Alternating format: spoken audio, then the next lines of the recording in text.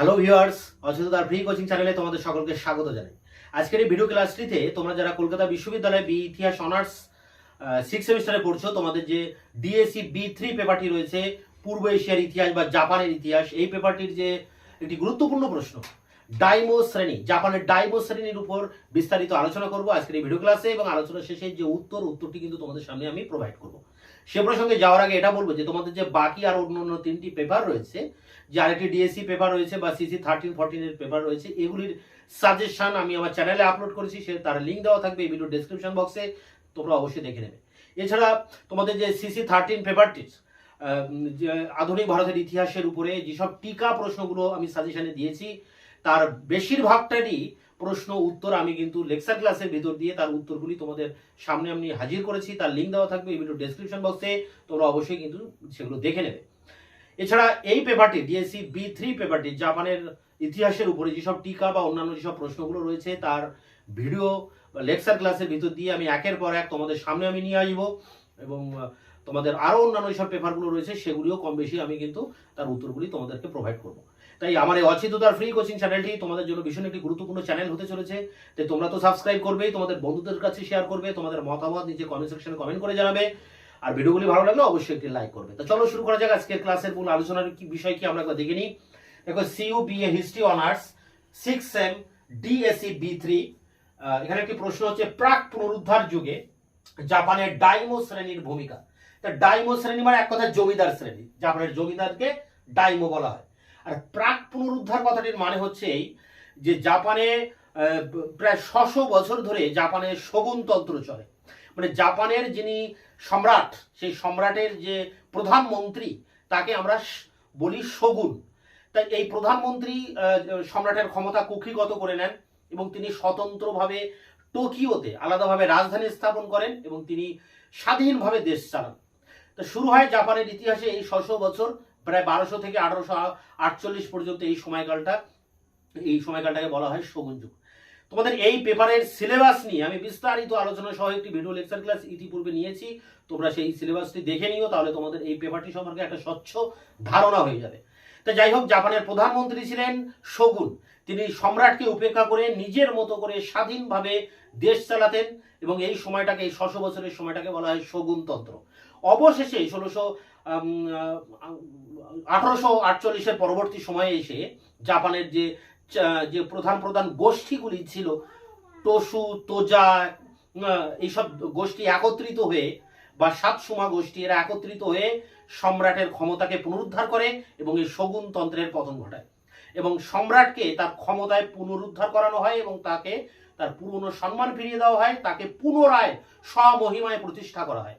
তো সম্রাটের এই যে 600 বছর ধরে সম্রাটের ক্ষমতা দখল করে রেখেছিল শোগুনরা, সেই ক্ষমতা শোগুনের কাছ থেকে ফিরিয়ে এনে সম্রাটের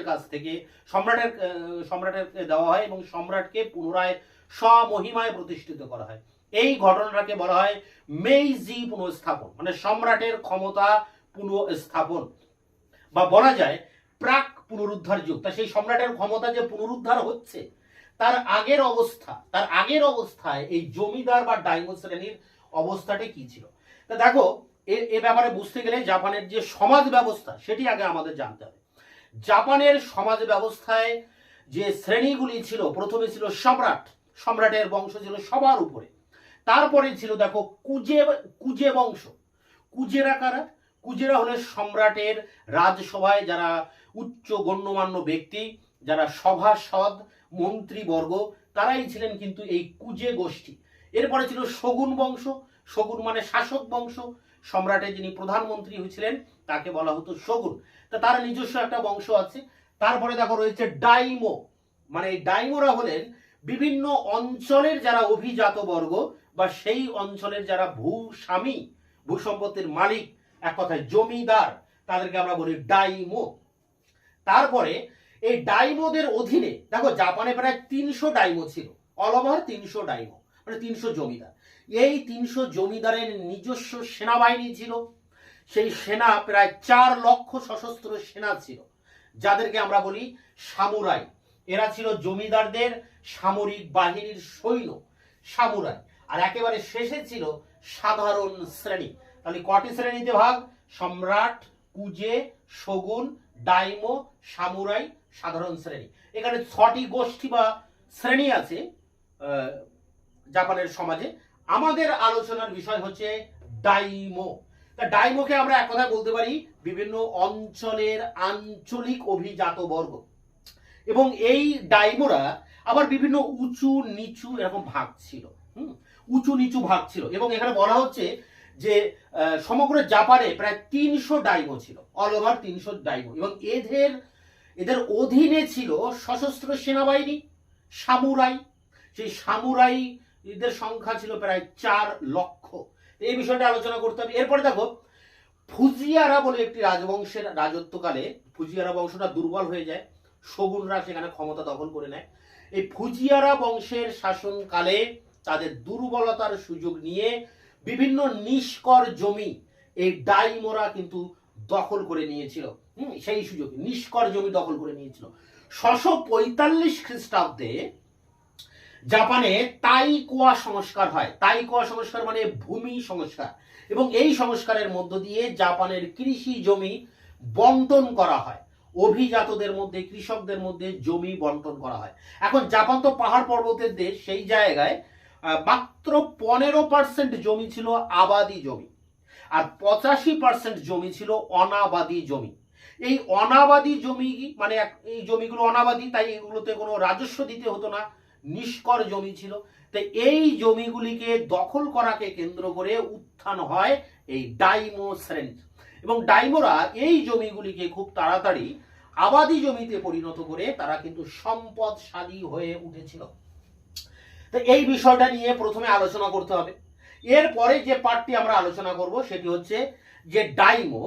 দেখো, জাপানে যে 300 ডাইমো ছিল, সেই 300 ডাইমোর যিনি প্রধান ছিলেন তিনি কিন্তু শগুন। শগুনও এক প্রকার ডাইমো, তিনি কোনো না কোনো অঞ্চলের জমিদার। তিনি ছিলেন দেশের সব থেকে বড় জমিদার। এবং বাকি যত জমিদার ছিল মানে ডাইমো ছিল, সবাই কিন্তু তার অধীনে ছিল। এবং প্রত্যেকের শগুনের প্রতি বশ্যতা স্বীকার করতে হতো। বছরের নির্দিষ্ট একটি সময়ে শগুনের যে রাজপ্রাসাদ, সেখানে প্রতিটি ডাইমোর পরিবার থেকে কাউকে ওখানে গিয়ে নজরানা পাঠাতে হতো, তার বশ্যতা স্বীকার করে আসতে হতো, তার রাজবাড়িতে কিছুদিন কাটিয়ে আসতে হতো। এখন ডাইমোরা যেহেতু দেশ শাসন করতেন শগুন, তাই ডাইমোরা নানাভাবে এই শগুনকে কিন্তু সাহায্য করতেন শাসন কার্যে এবং প্রশাসনিক কাজে এই ডাইমোরা অংশগ্রহণ করতেন। এবং কিছু কিছু ডাইমো প্রাদেশিক শাসনকর্তাও হয়েছিলেন, হ্যাঁ, এই শগুনের সাথে ভালো সম্পর্কের খাতিরে। তা যাই হোক, এই ডাইমোদের মানে ডাইমো হতে গেলে মানে জমিদার হতে গেলে তাকে কিন্তু বার্ষিক 10,000 কোকু চাল উৎপাদন করতে হবে। তার হাতে এতটা জমি থাকা দরকার যে জমিতে 10,000 কোকু, কোকু একটা পরিমাণ, যেমন কুইন্টাল বলি আমরা, ঠিক জাপানের ক্ষেত্রে কোকু, তা 10,000 কোকু চাল উৎপাদন হয় এমন জমি কিন্তু একজন ডাইমোর হাতে থাকা প্রয়োজন, তবেই সে ডাইমো হবে। এখানে 1 কোকু মানে 5 বুশেল। আমরা যেমন মনের কথা বলি, 40 কিলোতে 1 মন, তা এখানে 1 কোকু মানে কিন্তু 5 বুশেল। এবং এইভাবে প্রায় 10,000 কোকু চাল উৎপাদন করে এমন জমি, বার্ষিক এমন জমি কিন্তু এই ডাইমোদের হাতে ছিল। ঐতিহাসিক হল বলছেন জাপানে মানে সর্ববৃহৎ যে ডাইমো প্রায় এরকম 22 জন ডাইমো ছিল। তাহলে 300 জন ডাইমো ছিল টোটাল, তার মধ্যে 22 জন ডাইমো ছিল কিন্তু সর্ববৃহৎ। এবং তাদের উৎপাদনের পরিমাণ ছিল জমিতে বার্ষিক প্রায় 2 লক্ষ কোকু চাল। এই বিষয়টা করতে হবে। হ্যাঁ, এবার এরপরে দেখো, বাকি যে অর্ধেক ডাইমো তারা প্রায় 50,000 কোকু চাল উৎপাদন করত।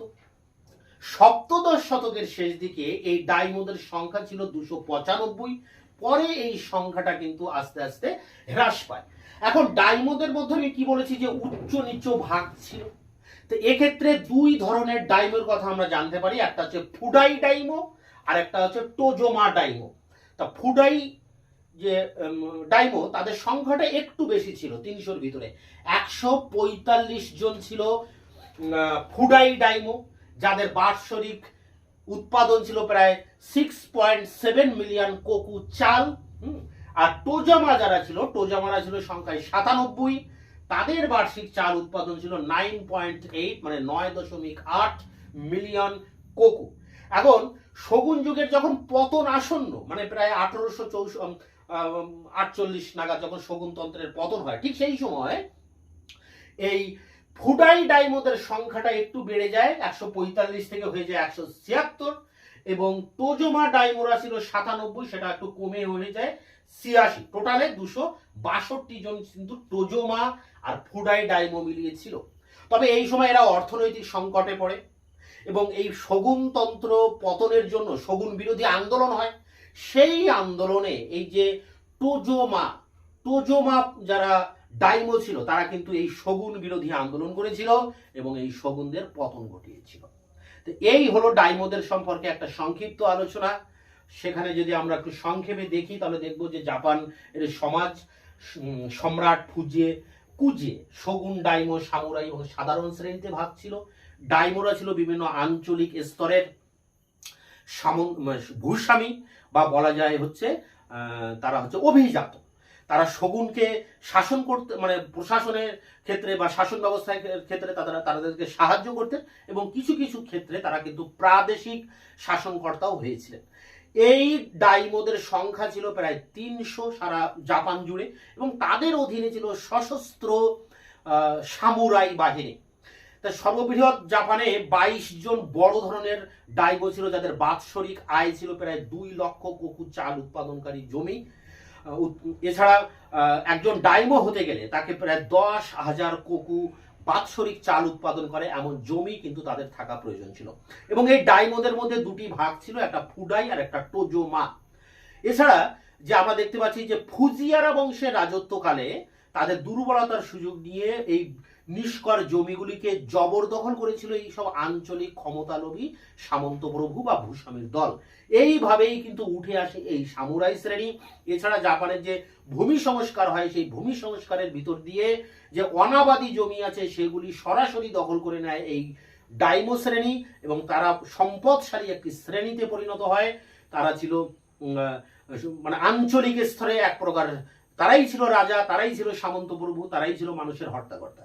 তো এই বিষয়টা নিয়ে টোটাল এই যে জাপানের ডাইমো শ্রেণীর যে অবদান জাপানের সমাজ ব্যবস্থায়, এই প্রশ্নটির যে উত্তর যা আলোচনা করলাম, এর উপরে যে 250 ওয়ার্ডের যে উত্তর, এটি টিকার জন্য তোমাদের ইম্পর্টেন্স। তো এই উত্তরটা নিয়ে এবার আমরা অন স্ক্রিনে আলোচনা করব। BA history honours 6 semester DSC B3, প্রশ্নটি হচ্ছে প্রাক পুনরুদ্ধার যুগে জাপানের ডাইমোদের ভূমিকা সম্পর্কে লেখো। প্রশ্নমান 5। উত্তরটি এইভাবে লিখবে: শোগুন যুগে জাপানি সমাজ কয়েকটি সুনির্দিষ্ট শ্রেণীতে বিভক্ত ছিল, যথা সম্রাট বংশ, কুজে বংশ, শোগুন শাসক বংশ, ডাইমো সম্প্রদায়, সামুরাই এবং সর্বনিম্নে সাধারণ শ্রেণী। কুজেরা ছিলেন রাজসভার সম্ভ্রান্ত বংশীয় উচ্চপদস্থ সভাসদবর্গ। কুজেদের নিচে ছিল ডাইমো বা জমিদার শ্রেণী। কুজেরা যেমন ছিলেন রাজদরবারের সম্ভ্রান্ত সভাসদ, ডাইমোরা তেমন ছিলেন আঞ্চলিক অভিজাত সম্প্রদায় বা দেশের বিভিন্ন জমিদারির ভারপ্রাপ্ত উচ্চপদস্থ জমিদার। এরা কারো নামক এক শ্রেণীর কর্মচারীর মাধ্যমে জমিদারি শাসন করতেন। ডাইমোদের মধ্যে উঁচু নিচু শ্রেণীভেদ ছিল। ডাইমোদের সংখ্যা ছিল প্রায় 300 এবং তাদের অধীনে ছিল প্রায় 4 লক্ষ সশস্ত্র প্রহরী। এরা ছিল সামুরাই নামে পরিচিত। ফুজিয়ারা বংশের প্রশাসনিক দুর্বলতা ও অযোগ্যতার সুযোগ নিয়ে যেসব স্থানীয় উচ্চাকাঙ্ক্ষী নেতা নিষ্কর ভূসম্পত্তি জবরদখল করেন, তারাই ছিলেন টোকুগাওয়া যুগের ডাইমোদের পূর্বপুরুষ।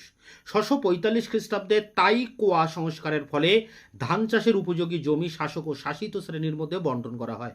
তখন 15% জমি ছিল আবাদের উপযোগী, অবশিষ্ট 85% জমি ছিল অনাবাদী। এই অনাবাদী জমির জবরদখলের পরিণামে পরবর্তীকালে ডাইমোদের উদ্ভব হয়। অনাবাদী জমি ছিল নিষ্কর, ফলে অল্প দিনের মধ্যেই ডাইমোগণ অর্থনৈতিক দিক থেকে সমৃদ্ধ হয়ে ওঠেন।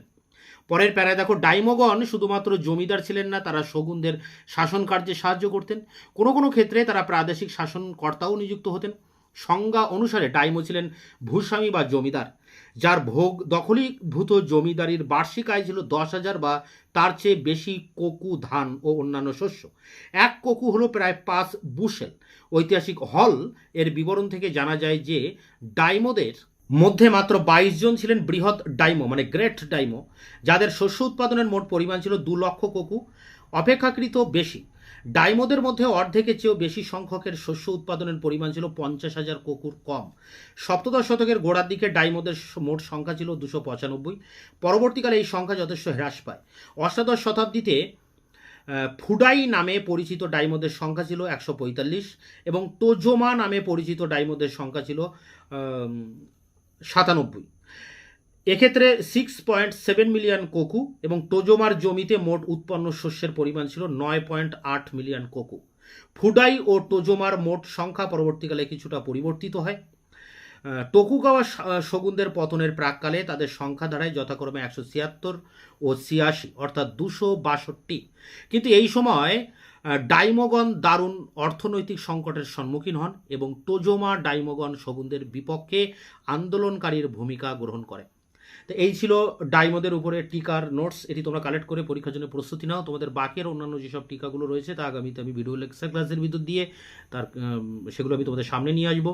তাই আমার চ্যানেলকে অবশ্যই সাবস্ক্রাইব করবে, বন্ধুদের কাছে শেয়ার করবে, তোমাদের মতামত নিচে কমেন্ট সেকশনে কমেন্ট করে জানাবে। ভিডিওটি ভালো লাগলে একটি লাইক করবে।